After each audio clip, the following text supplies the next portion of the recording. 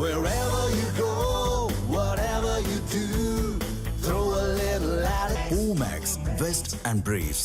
மதுரை வைகை ஆற்றில் தூய்மை பணி மேற்கொண்டு விழிப்புணர்வு ஏற்படுத்த இருந்த நிலையில் காவல்துறை அனுமதி மறுத்ததால் தூய்மை பணி ரத்து செய்யப்பட்டுள்ளது.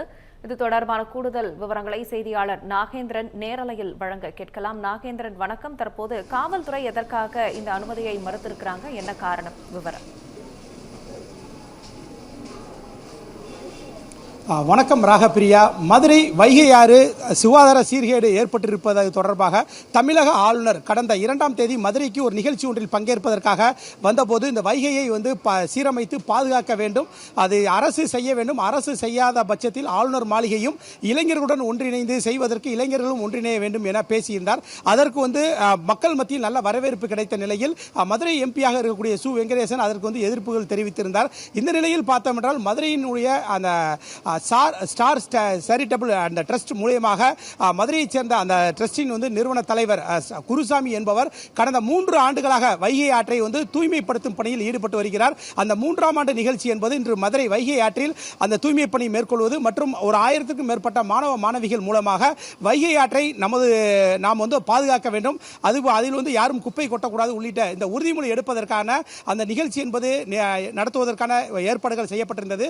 இந்த நிகழ்ச்சியில் மதுரை மாநகராட்சி ஆணையர் கௌரவ்குமார் பங்கேற்பார் என நிகழ்ச்சி ஏற்பாட்டாளர்கள் அதற்கான ஏற்பாடுகளை செய்திருந்தார்கள். இது தொடர்பாக மதுரை மாநகர காவல் ஆணையர் அலுவலகத்தில் ஏற்கனவே அந்த அனுமதி கடிதம் என்பது கொடுக்கப்பட்ட நிலையில் ஆனால் கடைசி நேரத்தில் இந்த அனுமதி என்பது மறுக்கப்பட்டிருக்கிறது. இதன் காரணமாக கடைசியாக தற்போது நான் இருக்கக்கூடிய மதுரை காந்தி அருங்காட்சியகம் பகுதியில் இந்த உறுதிமொழி ஏற்கும் அந்த நிகழ்ச்சி என்பது நடைபெற்று வருகிறது. அந்த காட்சிகள் நாம் நேரடியாக பார்க்கலாம். இந்த நிகழ்ச்சி என்பது மதுரை வைகை ஆற்றில் மாணவர்கள் மாணவிகள் மத்தியில் பொதுமக்களுக்கு அந்த விழிப்புணர்வு ஏற்படுத்தும் வகையில் நடைபெற வேண்டிய இந்த நிகழ்ச்சி என்பது காவல்துறையினர் கடைசி நேரத்தில் யாருடைய தூண்டுதலின் பேரில் அரசியல் காரணமாக எதனால் அந்த அனுமதி மறுக்கப்பட்டது என்பது தெரியவில்லை. ஆனால் இருந்தாலும் கடைசி நேரத்தில் அனுமதி மறுக்கப்பட்டதன் காரணமாக தற்போது காந்தி அருங்காட்சியகம் பகுதியில் இந்த உறுதிமொழி எடுக்கும் நிகழ்ச்சி என்பது நடைபெற்று வருகிறது. இந்த நிலையில் இந்த ஸ்டார் குரு ட்ரஸ்டின் நிறுவன தலைவராக இருக்கக்கூடிய குருசாமி நம்மிடமே இருக்கிறாரு. சார், இப்ப நீங்க எத்தனை ஆண்டுகளாக இந்த வைகை ஆற்றை தூய்மைப்படுத்தும் பணியில் ஈடுபட்டுருக்கீங்க, என்னென்ன மாதிரியான பணிகள் மேற்கொள்றீங்க? இப்ப தமிழக ஆளுநர் இப்ப ரீசெண்டா பேசியிருந்தாங்க, ஏன்னா இது தொடர்பான பணியை நீங்க ஏற்கனவே பண்ணிக்கிறீங்க, எதனால இன்னைக்கு அந்த அனுமதி மறுக்கப்பட்டிருக்கு சார்? ஸ்டார் குரு சேரிட்டபிள் ஃபவுண்டேஷன் அடிப்படை மக்கள்கள் சமூகத்துக்கு என்ன தேவை என்பது ஒவ்வொரு திட்டத்தை பார்த்து பார்த்து செய்கிறது.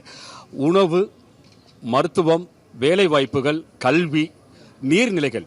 இந்த நீர்நிலைகளை நம்ம பாதுகாக்க வேண்டும். ஏன் பாதுகாக்க வேண்டும்? என் இளைய தலைமுறைக்காக, என்னுடைய குழந்தைகளுக்காக, நாளை வரும் தலைமுறைக்காக, இங்க இருக்கிற அனைத்து தலைமுறைக்காக தான் நீர்நிலைகளை நம்ம பாதுகாக்கும்.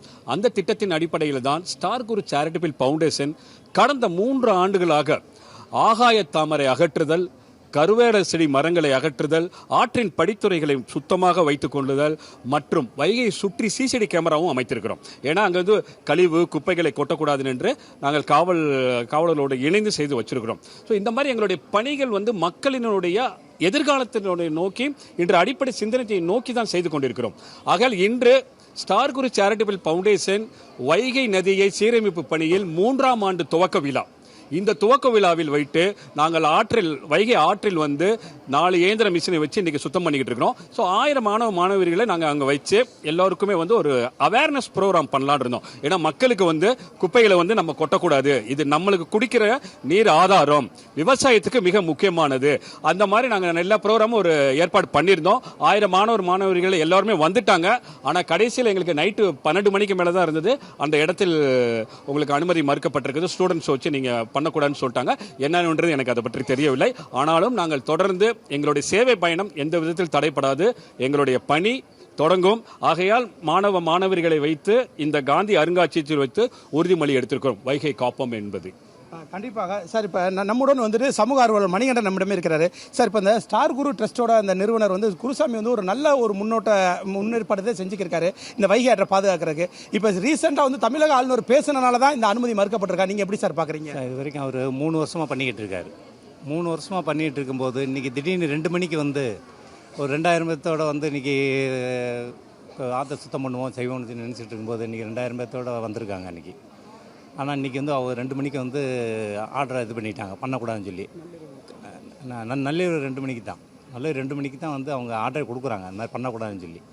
இது எதனாலங்கிறது அரசுக்கு தெரியணும், எல்லாத்துக்கும் தெரிஞ்சுக்கிறது. இது ஆனால் இவர் மாதிரி இது வரைக்கும் பண்ணுறதுக்கு ஆள் இல்லை. இங்கே எல்லாமே அவர் ஃப்ரீயாக சொந்த காசில் தான் பண்ணுறாரு. வெளியே இருந்து யார்ட்டையும் வாங்கியோ வசூல் பண்ணியோ எல்லாம் வசூல் பண்ணி தான் பண்ணுவாங்க. இவர் வசூல் பண்ணி பண்ணுறது கிடையாது. அவர் ஓன் ஃபண்டில் தான் பண்ணுறாரு எல்லாமே.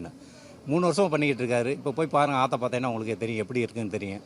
ஃபுல்லாக கழிவு நீர் ஃபுல்லாக வந்துக்கிட்டு இருக்குது. குப்பைகள் நிறையா கொட்டிக்கிட்டு இருக்காங்க. அதையும் நீங்கள் எடுத்து போடுங்க. நீங்கள் எடுத்து போட்டால் தான் அவங்களுக்கு தெரியும் என்னங்கிறது. கண்டிப்பாக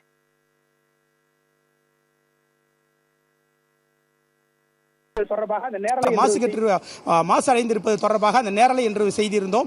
அதில் மக்கள் வைத்த கோரிக்கைகள் என்னவென்றால், மதுரை மாநகராட்சி நிர்வாகம் நேரடியாக கழிவுநீர் கலக்கிறது, பொதுமக்களும் அந்த கழிவுகளை கொட்டுகிறார்கள். இதில் நடவடிக்கை எடுக்க வேண்டிய மாவட்ட நிர்வாகம், மாநகராட்சி மற்றும் மக்கள் பிரதிநிதிகள் அதற்கான பணிகளை மேற்கொள்ளாததால் தான் தமிழக ஆளுநர் அதற்கான அந்த கோரிக்கையை விடுத்திருந்தார். ஆனால் அதற்கான பணிகளையும் செய்ய விடாமல் தன்னார்வலர்கள் அந்த ட்ரஸ்ட் மூலியமாக செய்யும் பணிகளையும் மதுரை மாவட்ட நிர்வாகம், மாநகராட்சியும் காவல்துறையும் தடுக்கும் நடவடிக்கையில் மேற்கொண்டிருக்கிறது.